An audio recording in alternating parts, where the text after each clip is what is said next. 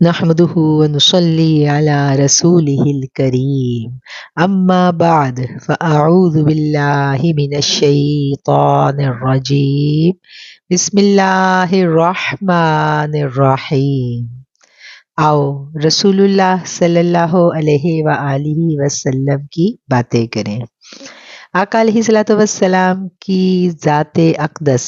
के बारे में जानने के लिए ये सीरीज़ हमने शुरू की है और आज इस सीरीज़ का हमारा दूसरा लेक्चर है। पहले लेक्चर में हमने हकीकत मुहम्मदिया सल्लल्लाहु अलैहि वआलिहि वसल्लम और तख्लीक़ अरवाह मुक़द्दसा के बारे में जानने की कोशिश की थी और हकीकत ये है कि हकीकत मुहम्मदिया सल्लल्लाहु अलैहि वआलिहि वसल्लम को कोई आज तक मुकम्मल तौर पर नहीं जान सका। क्यों? क्योंकि मेरे आका अलैहिस्सलातु वस्सलाम ने फरमाया था अपने यारे गार से, सैयदना अबू बकर सिद्दीक से आपने फरमाया था कि मेरी हकीकत मेरे रब के सिवा और कोई नहीं जानता। हकीकत मुहम्मदिया सल्लल्लाहु अलैहि वसल्लम के इतने पर्दे हैं कि कोई भी इनको कमा हक़्क़हू नहीं जान सका। और बात जहाँ से हमने शुरू की थी, पिछली दफ़ा भी हमने इस बात पर बात की थी कि जहाँ जहाँ मेरा रब है, अल्लाह ने कहा कि मैं रब्बुल आलमीन हूँ, तो वहाँ वहाँ मेरे रसूलुल्लाह सल्लल्लाहु अलैहि वसल्लम रहमतल लिल आलमीन है। कि जहाँ जहाँ मेरा रब है, जिस आलम में, हमें नहीं पता कितने आलम हैं इस कायनात के, जहाँ जहाँ मेरा रब जिस आलम में मेरा रब है, वहीं वहीं मेरे रसूलुल्लाह रहमत बनाकर भेजे गए और आपको हमारे लिए, मेरे लिए, आपके लिए रहमत बनाकर भेजा गया। और हम सब में से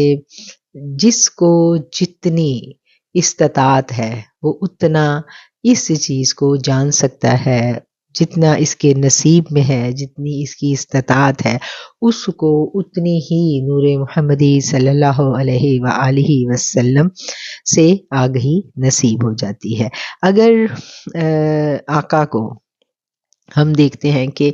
जिस ज़माने में आप मबूस होते हैं, उस वक्त भी कुछ ऐसे लोग थे जिनकी आंखों पर ऐसा पर्दा था कि वो आका को नहीं जान सके। हाँ? तो ये हर दौर में ऐसे लोग मौजूद रहते हैं, आज भी ऐसे लोग मौजूद हैं कि जो नहीं पहचान सकते, जो नहीं जान सकते। और आज ऐसे लोग भी हैं जिन्होंने ना इस्लामिक हिस्ट्री पढ़ी, ना कोई वो बहुत ज़्यादा इबादत गुजार है, लेकिन आका का नाम आते ही, उनकी बातें सुनते ही उनके चेहरों के रंग बदल जाते हैं, उनकी अखियाँ भीग जाती हैं। तो ये जिसको जितना नसीब हुआ, उसने उतना उस नूर को महसूस कर लिया, उस नूर को जान लिया। इसलिए लिखने वाले लिखते हैं ना कि कोई सिर्फ आपके ज़ाहिर तक पहुंचा, कोई आपके नालाने मुबारक तक पहुंच गया, कोई सरकार के कदमों से उठने वाली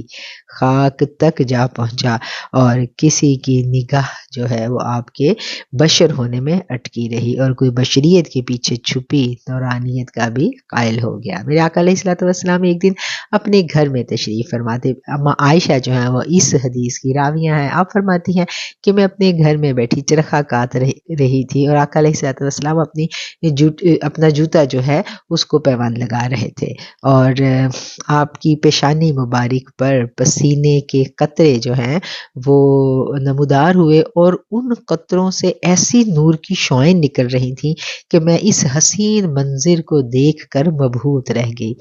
आका ने मुझे यूं हैरान देखा तो पूछा, क्या हुआ आयशा? मैंने कहा, आपकी पेशानी से नूर की शौएं निकल रही हैं। अगर अरब का मशहूर शायर आपको देख ले इस वक्त तो यकीनन इसके इस शेर के मस्दाक आप ही हैं। फ़इज़ा नज़रत इला असर्रहु वजहा,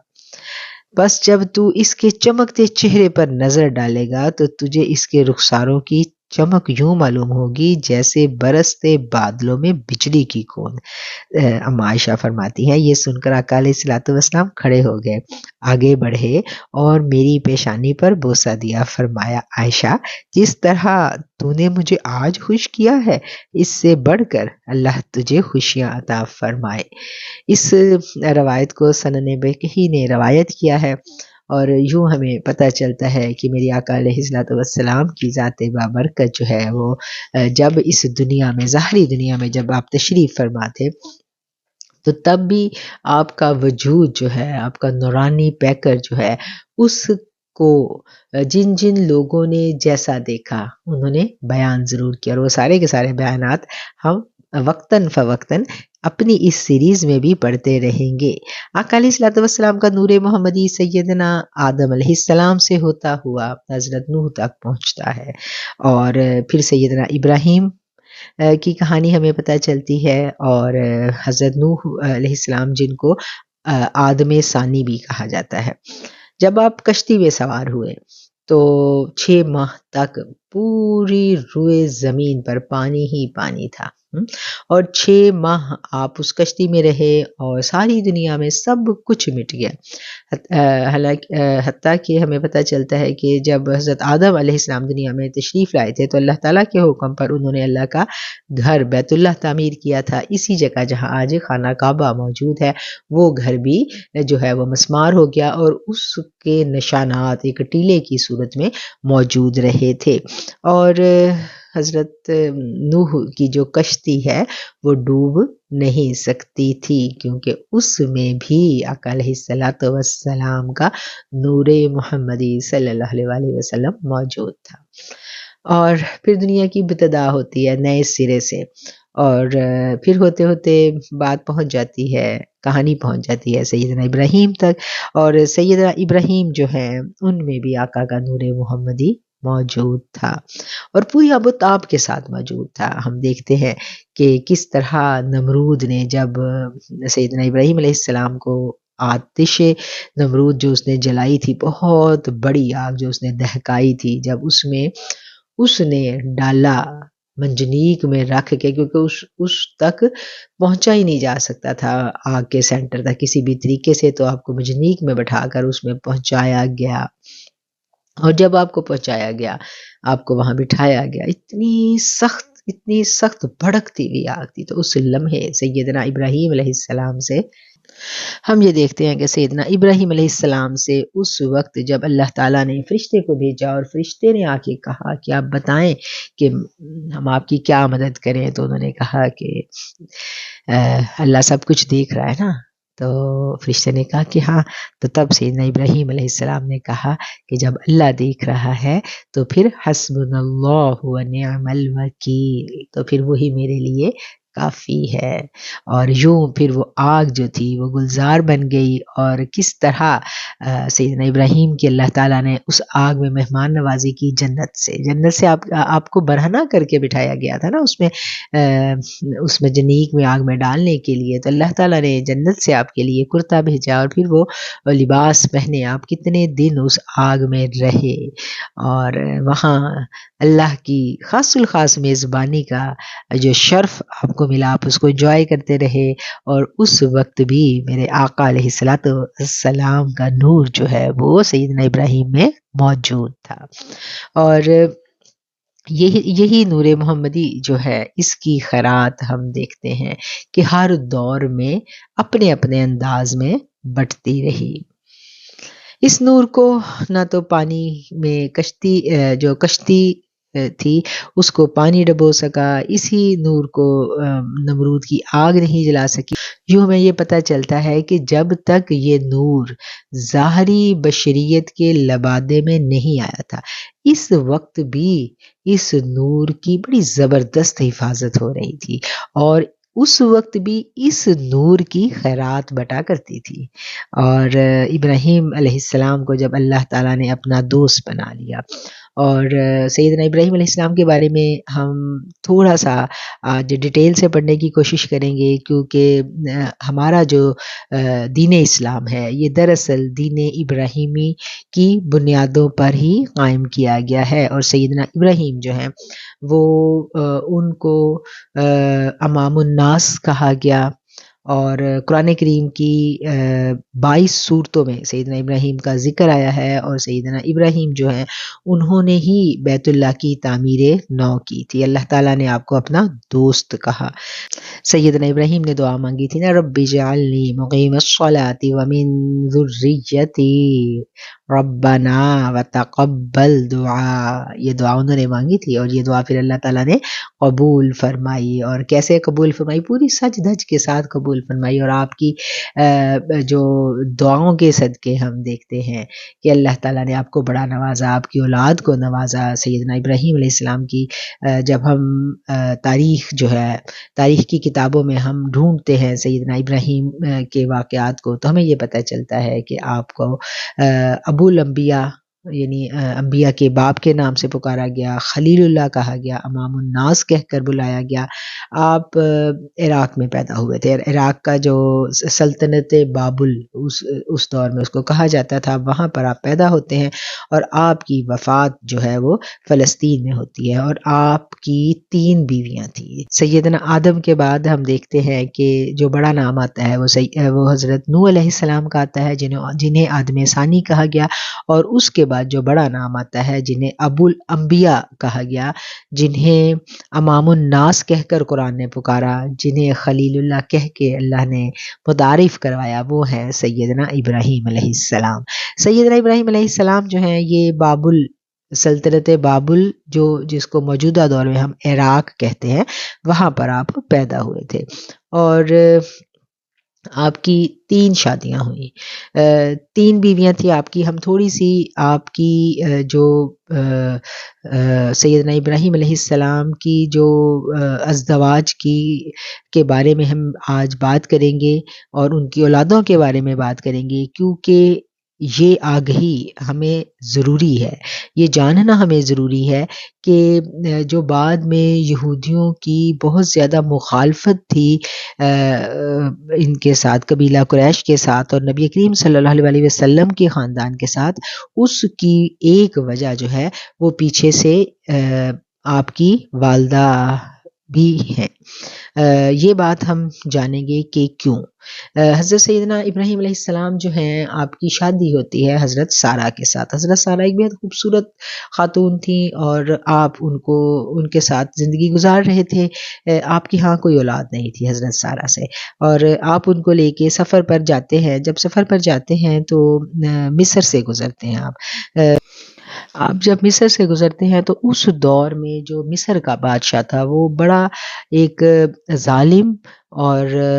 بدکار بادشاہ تھا۔ وہ کیا کرتا تھا کہ اس کی سلطنت میں کوئی بھی مسافر اگر گزرتا اور اس کے ساتھ خوبصورت عورتیں ہوتی تو وہ ان کے ساتھ بدفعلی کیا کرتا تھا۔ حضرت سارہ بھی حسین عورت تھی۔ جب آپ وہاں سے گزرے ہیں اس کے ملک سے، تو اس بادشاہ کو پتہ چلا، اور اس نے ان کو بلوا لیا اپنے دربار میں، اور جب اس نے حضرت سارہ کا حسن دیکھا، ان کی خوبصورتی اور جوانی کے اوپر جو ہے اس کی نیت خراب ہو گئی، اور وہ ان کو الگ اس نے کیا، اور اس کے بعد وہ ان کے پاس گیا بدفعلی کے لیے بری نیت لے کر۔ جب وہ ان کے پاس بری نیت لے کر جاتا ہے تو وہ بھی اللہ کے ایک برگزیدہ اللہ کے دوست کی بیوی تھی۔ ان کا بھی بڑا مقام تھا اللہ کے ہاں۔ انہوں نے اللہ سے دعا مانگی، اور جب بادشاہ نے اپنا ہاتھ بڑھایا تو اس کا ہاتھ جو ہے وہ مفلوج ہو گیا، اور کہا جاتا ہے کہ اس کے مورخین لکھتے ہیں کہ اس کے گلے سے گڑگڑاہٹ کی آوازیں عجیب و غریب آنے لگ گئیں، اور وہ بالکل یوں جیسے اس کا کوئی گلا گھونٹ رہا ہو، اور وہ مرنے کے قریب ہو گیا، کیونکہ حضرت سارہ نے اس کے لیے بد دعا کی تھی۔ جب اس نے ہاتھ بڑھایا تھا، حضرت سارہ نے اس سے اللہ کی پناہ مانگی تھی، تو پھر انہوں نے جب دیکھا کہ یہ تو مرنے لگا، تو پھر حضرت سارہ نے دوبارہ دعا کی کہ اللہ اگر یہ مر گیا تو میرے اوپر لوگ مدعا ڈال دیں گے۔ اور اب کیا ہے کہ اب وہ بادشاہ مر بھی نہیں رہا، اور بادشاہ جو ہے وہ تکلیف سے تڑپ رہا ہے۔ اور پھر بادشاہ کو سمجھ آ گئی کہ یہ کوئی عام عورت نہیں ہے، یہ کوئی خاص اللہ کی برگزیدہ ہستی ہے۔ اس نے اس سے معافی مانگی اور اس نے کہا کہ تم دعا کرو کہ اللہ مجھے ٹھیک کر دے، میں تمہیں عافیت کے ساتھ یہاں سے رخصت کروں گا۔ تو پھر حضرت سارہ نے اللہ سے دعا کی کہ اس کو اللہ ٹھیک کر دے، کیونکہ اگر یہ مر جاتا ہے تو اس کے قوم جو ہے وہ میرے پیچھے پڑ جائے گی، اور یوں وہ بادشاہ جو ہے وہ ٹھیک ہو جاتا ہے۔ جب وہ بادشاہ ٹھیک ہوتا ہے، واپس اپنے محل میں جاتا ہے، تو وہ اعلان کرتا ہے کہ یہ کوئی اللہ کے خاص لوگ ہیں، اور ان کو انعام و اکرام کے ساتھ بحفاظت ہم اپنی سلطنت سے رخصت کریں گے۔ وہ تحفے تحائف دیتا ہے۔ اچھا، اب وہ تحفے میں ایک خاتون بھی دی جاتی ہے ان کو، وہ خاتون دی جاتی ہے حضرت سارہ کی خدمت کے لیے۔ اس خاتون کا نام ہے ہاجرہ۔ اچھا، وہ جو خاتون تھی نا، اس کے بارے میں بھی ہمیں جو روایات میں ملتا ہے وہ یہ ملتا ہے کہ وہ خاتون بھی کوئی عام خاتون نہیں تھی، وہ بھی کسی بادشاہ کی بیٹی تھی، اور گرفتار ہو کر وہ اس مصر کے بادشاہ تک پہنچی تھی، اور مصر کے بادشاہ نے اس عورت کے ساتھ بھی بدفعلی کا ارادہ کیا، جس کے نتیجے میں اس عورت کے اوپر بھی وہ قابو نہیں پا سکا۔ اچھا، حضرت ہاجرہ جو تھی، جب حضرت سارہ کو وہ رخصت کرنے لگا تو اس نے حضرت ہاجرہ کو بھی ان کو بحیثیت ایک تحفے کے ان کو دے دیا، کیونکہ وہ یہ سمجھتا تھا کہ یہ بھی کوئی خاص عورت ہے، اور اس پر یعنی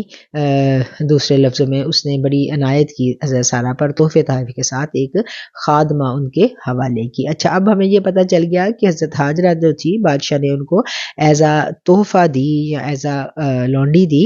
در حقیقت وہ ایک بادشاہ کی ہی بیٹی تھی، اور پاک دامن تھی، اور اللہ کی بڑی برگزیدہ ہستی تھی، کیونکہ اس تک بھی بادشاہ جو ہے اس کا ہاتھ نہیں پہنچ چکا تھا۔ جب یہ لے کر روانہ ہوتے ہیں حضرت ہاجرہ کو ساتھ، تو راستے میں حضرت ہاجرہ جو ہیں وہ حضرت سیدنا ابراہیم سے کہتی ہیں کہ آپ اس کے ساتھ نکاح کر لیجئے، اور حضرت ابراہیم جو ہیں اس کے ساتھ نکاح کر لیتے ہیں۔ اب آپ کنعان کے علاقے میں آ کر مقیم ہو جاتے ہیں، اور اللہ سے دعا کرتے ہیں کہ ربی حبلی من الصالحین، کہ اے میرے پروردگار مجھے ایک نیکوکار بیٹا عطا فرما، اور پھر اللہ تعالیٰ ان کی دعا کو قبول کر لیتا ہے، اور اللہ ان کو خوشخبری سناتا ہے ایک نیک اور فرمانبردار بیٹے کی، اور پھر بیٹا پیدا ہوتا ہے، اور اس بیٹے کا نام جو ہے وہ اسماعیل رکھا جاتا ہے۔ اب حضرت اسماعیل علیہ السلام کی پیدائش ہو جاتی ہے، اور یہ دونوں بیویاں اور حضرت اسماعیل جو ہیں یہ کنعان کے علاقے میں رہائش پذیر ہیں۔ اس کے بعد اللہ کا حکم آتا ہے کہ آپ اس بیوی کو یعنی حضرت ہاجرہ کو اور بیٹے کو لے کے یہاں سے چلے جائیں، اور پھر وہ کہانی ہم سب نے سنی ہے کہ کیسے فرشتہ جو ہے وہ آپ کو اس جگہ تک پہنچانے کے لیے آپ کی رہبری کرتا ہے۔ فرشتہ آپ کے آگے آگے ہے، اور سیدنا ابراہیم علیہ السلام اور آپ کی فرما بردار اور اطاعت گزار بیوی سیدہ ہاجرہ اور ان کی گود میں ننھے سے اسماعیل علیہ السلام جو ہیں یہ چل پڑتے ہیں۔ راستے میں چلتے چلتے کہتے ہیں کہ بڑی خوبصورت وادیاں آتی ہیں، فلسطین کا سبز و شاداب علاقہ یہ لوگ گزارتے ہیں، تو بار بار سیدنا ابراہیم جو ہے وہ پوچھتے ہیں کہ کیا اس جگہ پر اللہ نے حکم دیا ہے، کیا اس جگہ پر حکم دیا ہے؟ تو فرشتہ کہتا ہے نہیں، چلتے جائیں۔ بالآخر یہ لوگ وادی ذی زرع جس کو کہا گیا مکہ مکرمہ کی وادی، سنگلاخ پہاڑ، بڑی بڑی چٹانیں، سیاہ پہاڑ، وہاں پر فرشتہ جو ہے وہ آپ کو لے کر آ جاتا ہے۔ اچھا، اب جب یہ اس مکہ کی وادی میں آ جاتے ہیں تو فرشتہ ان کو نشاندہی کر دیتا ہے کہ آپ نے یہاں پر اپنی بیوی کو چھوڑ دینا ہے، اور وہ بیوی کو وہاں چھوڑ کر خاموشی کے ساتھ واپس پلٹ آتے ہیں۔ گود میں ننھا سا ابراہیم ہے، بڑے بڑے پتھروں کے پہاڑ ہیں، پانی بھی نہیں ہے، ایک مشکیزہ پانی کا اور کچھ کھجوریں سیدنا ابراہیم علیہ السلام اپنی بیوی کے پاس رکھ دیتے ہیں، اور جب آپ واپس پلٹنے لگتے ہیں تو ہاجرہ پوچھتی ہیں کہ آپ مجھے چھوڑ کے جا رہے ہیں، کیا یہ بھی اللہ کا حکم ہے؟ کیونکہ جب گھر سے نکلے تھے تو سیدہ ہاجرہ کو یہی بتایا گیا تھا کہ اللہ کا حکم ہے کہ تمہیں لے کر جانا ہے، چلو میرے ساتھ سفر پر، اور وہ اطاعت گزار بندی چل پڑی۔ اب یہاں پہنچ کر وہ پھر پوچھ پوچھ رہی ہے کہ کیا یہ بھی اللہ کا حکم ہے کہ مجھے چھوڑ کے چلے جانا ہے؟ تو سیدنا ابراہیم فرماتے ہیں ہاں، اور آپ ہاں کہہ کے ان کو چھوڑ کے چلے جاتے ہیں۔ اور پھر وہ اگلی کہانی ہم سب کو معلوم ہے کہ کس طرح پانی جو ہے وہ بھی ختم ہو گیا، کھجوریں بھی اپنے آخری دموں پہ ہیں، خوراک نہیں ہے پاس، بچہ جو ہے ننھا سا اسماعیل علیہ السلام جو ہے وہ بھوک سے تڑپ رہے ہیں، اور ماں جو ہے وہ ان سنگلاخ پہاڑوں پر بھاگتی ہے، بے قرار ہو کے بھاگتی ہے اور اللہ سے مدد مانگتی ہے۔ جب وہ بھاگتی ہے تو کہتے ہیں کہ اس کو آواز ایک سنائی دیتی ہے، وہ اس آواز پر کان دھرتی ہیں اور پھر وہ پوچھتی ہیں کہ آپ اگر میری مدد کرنا چاہتے ہو تو میرے سامنے آؤ، اور وہ جو سامنے آتا ہے پھر کہتے ہیں کہ وہ فرشتہ ہے جس نے پاؤں کی ایڑی ماری اور زمین سے چشمہ جو ہے وہ ابل پڑا، اور پانی جب ابل پڑتا ہے، پانی زمزم کا پانی، تو سیدہ ہاجرہ جو ہے وہ آگے بڑھتی ہیں اور آگے بڑھ کے اس پانی کو روکنے کی کوشش کرتی ہیں۔ فرشتے نے ہاجرہ سے کہا کہ تم خوف اور غم مت کرو، اللہ تمہیں اور اس بچے کو ضائع نہیں کرے گا، یہ مقام بیت اللہ ہے، اس گھر کی تعمیر یہ بچہ اور اس کا باپ مل کر کریں گے۔ اور یوں جو سیدہ ہاجرہ ہے ان کو اللہ تعالیٰ تسلی کا پیغام دے دیتا ہے، ان کے دل کو سکون اور قرار مل جاتا ہے، اور تازہ پانی کا چشمہ جو ہے وہ ان سنگلاخ پہاڑوں میں ان کو زندگی کی نوید دیتا ہے۔ بنی جرہم کا ایک قبیلہ جو تھا، اس کے سردار نے ان کا وہاں سے گزر ہوا اور انہوں نے وہاں پر پرندوں کو اڑتے ہوئے دیکھا، اور پانی کی تلاش میں تھے وہ لوگ، اور اس زمانے میں یہ تھا کہ کسی بیابان میں پرندوں کی موجودگی سے یہ لوگ پتہ چلا لیا کرتے تھے کہ یہاں کہیں قریب پانی موجود ہے، اور انہوں نے کھوجنا شروع کیا، ان پہاڑوں میں تلاش شروع کی کہ ان پہاڑوں میں کہاں پر پانی موجود ہے، اور وہ ڈھونڈتے ڈھونڈتے وہ قبیلے والے پہنچ گئے اماں ہاجرہ تک۔ وہاں پر اماں ہاجرہ موجود ہے اپنے ننھے سے اسماعیل کے ساتھ، اور وہ قبیلے کا سردار جو ہے وہ آتا ہے وہاں، اور وہ آپ سے پانی کو استعمال کرنے کی اجازت چاہتا ہے، آپ اس کو اجازت دے دیتی ہیں، اور وہ چاہتا ہے، اس کو یہ جگہ بھا جاتی ہے اور وہ چاہتا ہے کہ اس کا قبیلہ اسی جگہ پر آباد ہو جائے، اور اماں عائشہ جو ہے اس کو اجازت دے دیتی ہیں اس چیز کی، اور آپ کہتی ہیں کہ ٹھیک ہے تم ادھر آباد ہو جاؤ، لیکن اس چشمے کے حقوق میں تمہیں نہیں دوں گی۔ اور پھر ہمیں ہسٹری بتاتی ہے، تاریخ کی کتابوں سے ہمیں پتہ چلتا ہے کہ وہ قبیلہ وہاں پر آباد ہو گیا، اور اسماعیل علیہ السلام جو ہیں اسی قبیلے میں بڑے ہوتے ہیں، جوان ہوتے ہیں، اور ان دا مین وائل حضرت جو ابراہیم علیہ السلام ہیں وہ وقتاً فوقتاً اپنے بیٹے سے ملنے آتے رہتے ہیں، اور آپ اپنے بیٹے سے ملتے ہیں، آ کے ملاقات کرتے ہیں، اور پھر اسی دوران جو ہے وہ بیت اللہ شریف کی تعمیر کا واقعہ بھی ہم تک پہنچتا ہے، بلکہ اس سے پہلے جو خاص واقعہ ہوتا ہے وہ یہ ہے کہ جس کے بارے میں ہمیں پتہ چلتا ہے کہ حضرت ابراہیم کو حکم دیا گیا، خواب میں دکھایا گیا کہ وہ اپنے بیٹے کو ذبح کر رہے ہیں، اور اللہ تعالیٰ نے کیا کہا تھا، فَبَشَّرْنَاهُ بِغُلَامٍ حَلِيمٍ، ہم نے انہیں ایک بردبار بیٹے کی بشارت دی تھی، اور وہ بردبار بیٹا جب یہ خبر سنتا ہے اپنے باپ سے تو وہ کیا کرتا ہے، وہ سر تسلیم خم کر دیتا ہے، اور یوں پھر وہ واقعہ ہم سب جانتے ہیں، اس کی میں ڈیٹیل میں نہیں جاؤں گی کہ کس طرح وہ اس کو اس کی قربانی دینے کے لیے لٹاتے ہیں، اور پھر اللہ تعالیٰ جنت سے جانور بھیج دیتے ہیں، اور وہی قربانی آج دن تک اللہ تعالیٰ نے روئے زمین پر ہم سب پر واجب کر دی ہے، اور تمام دین ابراہیمی کے جو پیروکار ہیں وہ اس قربانی کو دے کے حضرت ابراہیم سے اپنی نسبت کا اعلان کرتے ہیں۔ میں آپ سے کہتی ہوں نا کہ سیدنا ابراہیم کا جو تعلق ہے دین محمدی کے ساتھ وہ بڑا گہرا تعلق ہے، ہم اس تعلق کا اعادہ 5 ٹائم تو اپنی نمازوں میں درود ابراہیمی پڑھ کے کرتے ہیں، اور پھر سال میں ایک دفعہ قربانی دے کے کرتے ہیں، اور پھر حج جو ہے وہ ہمارے اوپر جو عبادت فرض کی گئی، صاحب استطاعت پر فرض کی گئی جو عبادت ہے وہ بھی پوری کی پوری حضرت ابراہیم کی یاد ہے۔ حضرت ابراہیم کی یاد کیا میں کہوں، وہ تو بی بی ہاجرہ کی یاد ہے، اور یوں یہ بڑی خوبصورت ان کی کہانی ہم پڑھتے جاتے ہیں، اور ہماری دلچسپی جو ہے وہ اور بڑھتی جاتی ہے کہ پھر آگے کیا ہوا۔ اب ہم چلتے ہیں حضرت ابراہیم کی طرف۔ حضرت ابراہیم جو ہے جب وہ اپنے بیٹے کو حضرت ابراہیم اور اسماعیل، ٹھیک ہے نا، حضرت ابراہیم اپنے بیٹے اسماعیل کو اور اماں ہاجرہ کو چھوڑ جاتے ہیں جب ادھر، تو واپس اپنی بیٹی کے پاس جاتے ہیں، تو پھر اللہ تعالیٰ انہیں اور اولاد سے نوازتا ہے۔ دوسری اولاد حضرت سارہ سے ہوتی ہے۔ حضرت سارہ سے کون پیدا ہوتے ہیں؟ حضرت اسحاق علیہ السلام۔ اور آپ کی ایک تیسری بیوی بھی تھی جن کا نام قطورہ تھا، اور اس سے 6 اولادیں پیدا ہوئیں۔ حضرت ابراہیم کا ذکر جو ہے وہ ہمیں قرآن سے جو پہلی آسمانی کتاب میں ہے ان میں بھی ملتا ہے۔ بائبل میں آتا ہے کہ اللہ تعالیٰ نے حضرت ابراہیم سے مخاطب ہو کے فرمایا تھا کہ دیکھو میرا عہد تمہارے ساتھ ہے، اور تم بہت سی قوموں کے باپ ہوگے، اور بہت سی قومیں جو ہم دیکھتے ہیں کہ آپ کے جو بیٹے تھے وہ مختلف اطراف میں گئے۔ قرآن کریم میں اللہ تعالیٰ ارشاد فرماتے ہیں کہ اے اہل کتاب، تم ابراہیم کے بارے میں کیوں جھگڑتے ہو، حالانکہ تورات اور انجیل اس کے بعد ہی اتاری گئی، پھر کیا تم عقل سے کام نہیں لیتے؟ سنو، تم وہ لوگ ہو جو اس میں جھگڑ چکے جس کا تمہیں علم نہیں تھا، پھر اس میں کیوں جھگڑتے ہو جس کا تمہیں علم نہیں، اور اللہ جانتا ہے تم نہیں جانتے۔ ابراہیم نہ یہودی تھے نہ عیسائی، لیکن وہ راست رو اور فرمانبردار مسلمان تھے اور حنیف تھے، وہ مشرکوں میں سے نہیں تھے۔ یقیناً ابراہیم کے نزدیک وہ لوگ ہیں جنہوں نے ان کی پیروی کی، یہ نبی ہیں اور وہ جو اس پر ایمان لائے، اور اللہ مومنوں کا والی ہے۔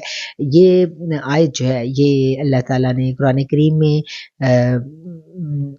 مخاطب کر کے ہم سب سے خطاب ہے، لیکن کیا ہے کہ جب قرآن نازل ہو رہا تھا تو جو یہودی تھے اور جو نصرانی تھے وہ طرح طرح کے اعتراضات کرتے تھے، اور سیدنا ابراہیم کے بارے میں باتیں وہ لوگ کرتے تھے کہ وہ تو ہمارے دین کے پیروکار تھے، جس پر قرآن نے گواہی دی کہ وہ کسی کے دین پر نہیں تھے، وہ تو سیدھے سیدھے توحید پرست تھے، حنیف تھے، وہ مشرکوں میں سے نہیں تھے، اور اللہ ان کی گواہی دے رہا ہے۔ اور پھر اللہ تعالیٰ ان کی جو حیات ہے اس کے بارے میں بھی ہمیں قرآن کریم میں وقتاً فوقتاً اللہ تعالیٰ کہانیاں سناتے ہیں، بتاتے ہیں ان کے بارے میں کہ کیسے اللہ نے ان کو متعدد بار آزمایا، اور وہ ہر آزمائش میں جو ہے وہ پورے ہوئے۔ ایسے تو نہیں اللہ نے ان کو خلیل اللہ اپنے دوست کا لقب دے دیا، اور قرآن ہی سے ہمیں پتہ چلتا ہے نمرود کے واقعے کا، قرآن ہی سے ہمیں پتہ چلتا ہے کہ جب وہ اپنے بیٹے کو ذبح جو انہوں نے کرنا تھا اس کے بارے میں بھی ہمیں واقعہ وہ بھی پتہ چلتا ہے، جس کو بھی ہم ڈسکس کر رہے تھے۔ پھر اس کے بعد بیت اللہ شریف کی تعمیر کا واقعہ آ جاتا ہے۔ تو اللہ تعالیٰ نے حضرت ابراہیم علیہ السلام کو بیت اللہ شریف کی تعمیر کا حکم دیا، تو آپ نے پھر ابراہیم علیہ السلام نے کیا دعا کی کہ اللہ اس شہر کو امن والا بنا دے اور انہیں رزق عطا فرما۔ یہ دعا جو ہے اللہ تعالیٰ نے ان کی قبول بھی کی، اور ہم دیکھتے ہیں کہ مکہ کتنی حرمتوں والا شہر ہے، اور یہاں پر کچھ بھی اپنی فصلیں تو نہیں ہیں، لیکن یہاں پر کبھی بھی اللہ نے رزق کی کمی نہیں آئی، اور اللہ دنیا کے گوشے گوشے سے یہاں پر تاجر آتے تھے۔ اس دور میں بھی آتے تھے، حج کے سیزن حضرت سیدنا ابراہیم کے بعد حج کسی نہ کسی صورت میں تو موجود تھا نا، تو لوگ آیا کرتے تھے سامان تجارت لے کر، اور اللہ نے ان کا انتظام کیے رکھا تھا۔ جب یہ خانہ کعبہ کی تعمیر کرتے ہیں، دعائیں مانگتے ہیں، وہ دعائیں بھی ہم نے قرآن میں پڑھی، اور پھر اللہ تعالیٰ نے ان کو کہا کہ تم منادی حج کرو۔ اللہ تعالیٰ نے ابراہیم علیہ السلام سے کہا کہ اب لوگوں کو اس گھر کے حج کے لیے بلاؤ، اور تفسیر ابن کثیر اس میں لکھتے ہیں کہ جب اللہ نے ابراہیم کو حکم دیا کہ آپ لوگوں کو اس گھر کے حج کے لیے بلاؤ، تو انہوں نے کہا میں کیسے بلاؤں، میری آواز ان تک کیسے پہنچے گی؟ اللہ نے کہا تم آواز لگاؤ، پہنچانا ہمارا کام ہے۔ سو آپ نے ایک مقام پر کھڑے ہو کر آواز لگائی، لوگو سنو، تمہارے رب نے تمہارے لیے ایک گھر بنایا ہے، سو اس کا حج کیا کرو۔ ابراہیم علیہ السلام کی اس آواز کو اللہ نے دنیا کے گوشے گوشے تک پہنچا دیا۔ ہر ذی روح نے اس آواز کو سنا، باپوں کے صلبوں اور ماؤں کے رحموں میں موجود ہر روح نے اس آواز کو سنا۔ یہ آواز سن کر پہاڑ جھک گئے، جس شے نے بھی سنا اس کا جواب دیا، خواہ وہ پتھر ہو، مٹی کا ڈھیلا ہو یا درخت۔ سب نے کہا لبیک اللہم لبیک لبیک لا شریک لک لبیک، اور جس نے اس آواز کو سن کر اس کے جواب میں کہا لبیک لا شریک لک لبیک اللہم لبیک، تو اس کی قسمت میں اللہ تعالیٰ نے حج کی سعادت کو لکھ دیا۔ اور یہ روایات کا خلاصہ ہے جنہیں حضرت ابن عباس، مجاہد، سعید بن جبیر اور متعدد علماء سلف نے نقل کیا ہے، واللہ عالم بالصواب۔ ابن جریر ابن حاتم نے بھی اس قصے کو بڑی تفصیل کے ساتھ نقل کیا ہے۔ روایات میں آتا ہے کہ ابراہیم اور اسماعیل کی شکل و صورت میں بے پناہ مشابہت تھی کہ بعض اوقات لوگ فرق نہیں کر سکتے تھے۔ اسماعیل علیہ السلام کو ذبیح اللہ کہہ کر لوگ پکارا کرتے تھے اور بعض اوقات آپ کو بھی ذبیح اللہ کہہ اٹھتے۔ یہ بات اللہ کو پسند نہ آئی کہ اللہ کے دوست خلیل اللہ کو لوگ ذبیح اللہ کہیں، سو اللہ تعالیٰ نے آپ کے بال سفید کر دیے۔ آپ دنیا میں سب سے پہلے انسان تھے جن کے بال سفید کیے گئے۔ آپ نے دیکھا تو تعجب کیا، اللہ سے سوال کیا، یہ کیا جواب ملا؟ یہ ہمارا نور ہے، ہمیں یہ گوارا نہیں کہ ہمارے دوست کو کوئی ذبیح اللہ کہے۔ سفید بالوں کو نور الہی کہا گیا اور یہ بزرگی کی علامت ٹھہرے۔ آپ کو بزرگی عطا فرمائی گئی، ظاہری طور پر بھی اور باطنی طور پر بھی، رسالت کے اعتبار سے بھی اور انسانیت کے اعتبار سے بھی۔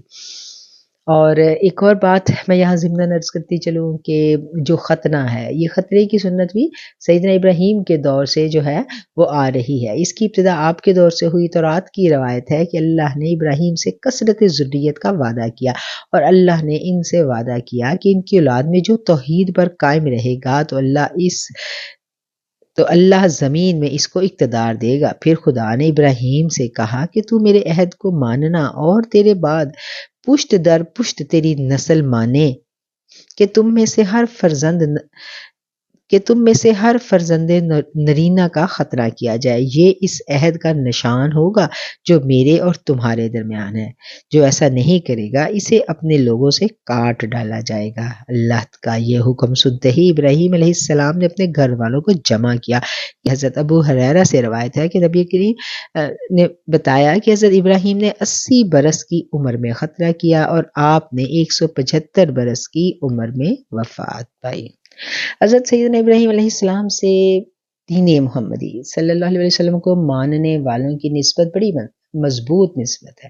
اور ابراہیم کی جو خوبیاں ہمیں قرآن بتاتا ہے اس میں سب سے پہلی جو سب سے بڑی خوبی ہے وہ کیا ہے کہ آپ توحید پرست تھے اور شرک کرنے والوں میں سے نہیں تھے۔ آپ بے حد مہمان نواز تھے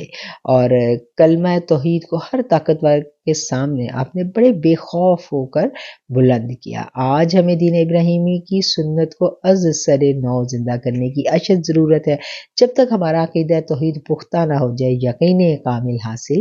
نہیں ہوتا۔ اور آج جو ہمارا ایمان متزلزل ہے اس کی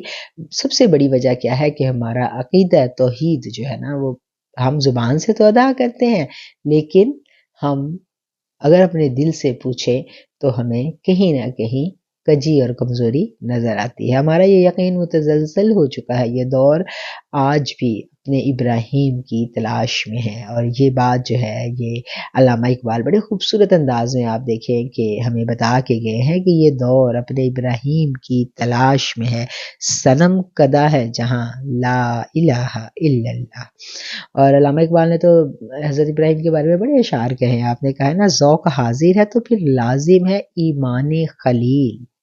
ذوق حاضر ہے تو پھر لازم ہے ایمان خلیل، ورنہ خاکستر ہے تیری زندگی کا پیر ہے۔ اللہ تعالیٰ نے ابراہیم علیہ السلام کو اپنا دوست بنایا، اور اس دوستی کے جو قصے ہیں وہ قرآن نے جا بجا بیان کیے۔ اور سب سے بڑی جو بات ہے، ہم نمرود کا قصہ دیکھیں تو وہ ہمارا ایمان جو ہے بڑا بڑھ جاتا ہے اس وقت، اور اسی بات کو علامہ اقبال نے بھی اپنے شعر میں بیان کیا کہ بے خطر کود پڑا آتش نمرود میں عشق، عقل ہے محو تماشا لبے بام ابھی۔ ابراہیم علیہ السلام کی جو بیوی سارہ سے ان کے بیٹے اسحاق پیدا ہوئے تھے، اور ان کی بھی پھر آگے نسل سے بہت سے انبیاء جو ہیں وہ دنیا میں آئے، اور ان کا جو علاقہ تھا وہ شام اور فلسطین کا تھا، اور قطورہ جو آپ کی بیوی تھی ان کی اولاد سے جو بیٹے پیدا ہوئے ان کا علاقہ یمن کا تھا، اور اسماعیل علیہ السلام کو سرزمین حجاز یعنی مکہ عرب یہ والا علاقہ جو ہے آپ کو ملا، اور آپ کو عرب کے لوگوں کی رشد و ہدایت کے لیے منتخب کر لیا گیا۔ قرآن نے انہیں صادق الوعد کے لقب سے نوازا ہے۔ حضرت اسماعیل کی جو اولاد ہے، ہم جب دیکھتے ہیں کہ آپ کی اولاد میں 12 سردار تھے۔ ہاجرہ کو آپ کی پیدائش سے قبل یہ بشارت دی گئی تھی کہ آپ کے گھر میں جو بیٹا پیدا ہوگا اللہ اس سے نسل بڑھائے گا اور اس کی نسل سے 12 سردار پیدا ہوں گے۔ اچھا، جب خانہ کعبہ کی جب تعمیر ہو رہی تھی تو اس کا بھی پورے کا پورا جو ڈیزائن ہے، جو اس کا سٹرکچر ہے، وہ اللہ تعالیٰ کی ہدایات کی روشنی میں حضرت سیدنا ابراہیم جو ہیں وہ کر رہے تھے۔ مقام ابراہیم جو ہے تعمیر کے دوران جو دیواریں اوپر اٹھتی تو قدرت کی ہدایت کے مطابق ایک پتھر کو باڑ بنا دیا جاتا، جس کو اسماعیل اپنے ہاتھ سے سہارا دیتے، پھر اس پتھر پر ابراہیم علیہ السلام چڑھ کر تعمیر کرتے۔ یہی وہ یادگار پتھر ہے جو مقام ابراہیم پر آج بھی موجود ہے۔ حجر اسود جو ہے فرشتوں نے لا کر انہیں دیا کہ یہ جنت سے لایا گیا ہے، اس کو اس جگہ نصب کر دیا جائے۔ اس جگہ کی نشاندہی بھی فرشتوں نے کی، اور قرآن میں بیت اللہ کی تعمیر کے وقت ابراہیم اور اسماعیل کی مناجات اور ان کی دعاؤں کا بھی ذکر آیا ہے۔ اور یاد کرو جب ہم نے خانہ کعبہ کی جگہ مقرر کر دی اور حکم دیا کہ میرے ساتھ کسی چیز کو بھی شریک مت کرنا، اور میرا یہ گھر ان لوگوں کے لیے پاک رکھنا جو عبادت کرنے والے ہوں، رکوع و سجود میں جھکنے والے ہوں، اور لوگوں میں حج کا اعلان کر دو۔ لوگ تمہارے پاس دنیا کے دور دراز راہوں سے آیا کریں گے، با پیادہ اور سواریوں پر جو تھکی ہوئی ہوں گی۔ اور وہ اس بات کو ہم نے پڑھ لیا کہ جب آپ کو حکم دیا گیا تو پھر آپ نے آواز لگائی، اور جن جن لوگوں نے اس آواز پر لبیک کہا تو ان کو اللہ تعالیٰ اس گھر کا حج ضرور اپنی زندگی میں نصیب کرتا ہے۔ اسماعیل علیہ السلام کی اولاد کے بارے میں ہم دیکھتے ہیں تو قرآن و حدیث میں اس کا ذکر تفصیل سے نہیں آیا، مگر تورات میں اس کا ذکر موجود ہے کہ آپ کے 12 فرزند تھے جو 12 سردار کہلائے اور عرب کے قبائل کے جد امجد بنے، اور آپ کی ایک بیٹی بھی تھی۔ اچھا، حضرت اسماعیل کی جب ابھی ہم نے کہانی پڑھی تو ہمیں یہ پتہ چلا کہ حضرت اسماعیل جو ہیں وہ حضرت ہاجرہ کی اولاد میں سے ہیں، اور جو حضرت اسحاق ہیں وہ حضرت سارہ کی اولاد میں سے ہیں، اور جو یہودی ہے، جو بنی اسرائیل ہے، جو آل یعقوب ہے، یہ سارے کے سارے حضرت اسحاق کی اولاد میں سے ہیں۔ یہ سارے انبیاء کی در سے آئے حضرت اسحاق کی اولاد میں سے۔ یہ جو پوری چین ہمیں نظر آتی ہے نا، نبیوں کی پہ در پہ نبی آتے تھے، وہ سارے کے سارے حضرت اسحاق کی اولاد سے آیا کرتے تھے، اور حضرت اسماعیل کی اولاد کو جو بنی اسرائیل تھے، بنی اسرائیل حضرت یعقوب کا جو لقب تھا، یہ حضرت اسحاق کی اولاد کے چین تھی یہ والی، اور یہ جو بنی اسرائیل تھے یہ حضرت اسحاق کی اولاد کے جو لوگ تھے، دوسرے لفظوں میں ہم اس کو آسانی سے سمجھنے کے لیے کہیں تو یہ لوگ اسماعیل علیہ السلام کی اولاد کو کمتر جانا کرتے تھے۔ کیوں؟ ان کے ہاں یہ تصور تھا کہ جو اسماعیل ہیں ان کی ماں ایک لونڈی تھی، اور ہماری ماں جو ہے سارہ وہ ایک اچھے خاندان کی تھی، اور اس وجہ سے وہ خاندانی بیوی ہے اور یہ لونڈی کی اولاد ہے، اس وجہ سے ان کے دلوں میں تکبر تھا۔ اور یہی وجہ ہے کہ جب نبی کریم صلی اللہ علیہ وسلم تشریف لاتے ہیں اور آپ بنی اسماعیل میں سے آتے ہیں تو ان کے جھٹلانے کی ایک وجہ یہ بھی تھی کہ ان کے پاس وعیدیں تو موجود تھیں، ان کو یہ تو معلوم تھا کہ نبی نے آنا ہے، لیکن یہ بات انہیں گوارا نہیں تھی کہ یہ نبی جو ہے یہ ایک لونڈی کی نسل میں سے آئے۔ لیکن ہم جب تحقیقات کرتے ہیں تو ہمیں پتہ چلتا ہے کہ اماں ہاجرہ لونڈی کی وہ اولاد نہیں تھی، وہ بھی ایک بادشاہ زادی تھی، اعلیٰ نسب کی تھی اور پاک دامن خاتون تھی، جن کو اللہ نے اتنا نوازا کہ ان کو نبی کریم صلی اللہ علیہ وسلم کے جد امجد میں سے ہونے کا مرتبہ ملا، اور آپ کی جو مدفن ہے، جو آپ کی قبر مبارک ہے، کہا جاتا ہے کہ جب آپ کی وفات ہوتی ہے تو آپ بیت اللہ شریف میں دفن ہوئی، اللہ نے اپنے گھر میں ان کو مدفن دیا، یعنی آپ کی قبر جو ہے وہ خانہ کعبہ کے اندر ہے۔ اور یہ بھی ہمیں پتہ چلتا ہے بعض روایتوں میں کہ وہ جگہ پھر حتیم میں آ گئی تھی، اور آپ کی قبر مبارک جو ہے وہ حتیم میں ہے۔ اور بڑا مرتبہ مقام دیا اللہ تعالیٰ نے، آپ جہاں پر تیز بھاگی، اللہ نے حج میں اس جگہ تیز بھاگنے کو کہا، سب مردوں سے کہا کہ ہاجرہ ادھر تیز بھاگی تو آپ بھی تیز بھاگو، اور اتنا مقام آپ کو ملا۔ اور یہ بات جو ہے اس کو واضح ہو جانا چاہیے کہ یہ کسی کم تر خاندان میں سے نہیں تھی، اور نہ ہی یہ لونڈی تھی۔ اور حضرت اسماعیل کی جو اولاد ہے اس کا میں نے ذکر کیا کہ ان کی اولاد میں سے 12 سردار تھے، اور ان 12 سرداروں میں سے عدنان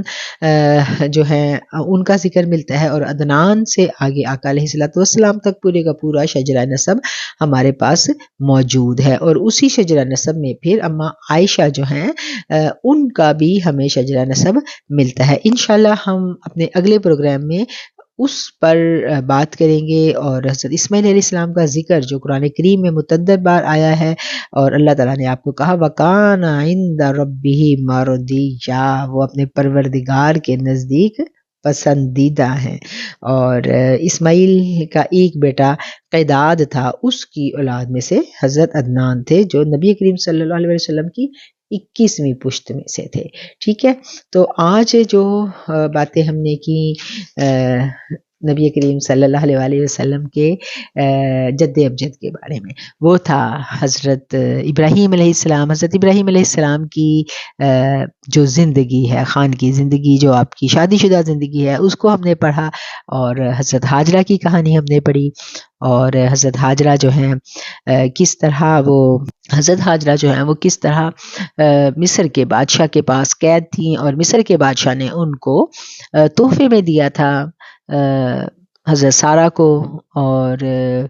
وہ کسی بادشاہ کی بیٹی تھیں، شہزادی تھیں، اور پاک دامن تھیں، اور مرتبے والی خاتون تھیں۔ اور پھر ان کے ہاں کیسے ان کے صبر کی کہانی، اور ان کی رب کے اوپر توکل اور بھروسے کی کہانی ہم نے پڑھی، اور اسی توکل اور بھروسے کا صلہ رب نے ان کو ایسا دیا کہ آج دن تک ان کی سنت ادا کیے بنا ہمارا حج مکمل نہیں ہوتا۔ انشاءاللہ ہم نیکسٹ اسی موضوع کو آگے بڑھائیں گے، اور آقا علیہ السلام کا جو بنی جو عدنان ہیں ان کے بعد جو آپ کا شجرہ نسب ہے، اس میں جو نمایاں کردار ہمیں نظر آتے ہیں، نمایاں ہستیاں ہمیں نظر آتی ہیں، ہم ان کے بارے میں جاننے کی کوشش کریں گے۔ وآخر الدعوانا ان الحمد للہ رب العالمین۔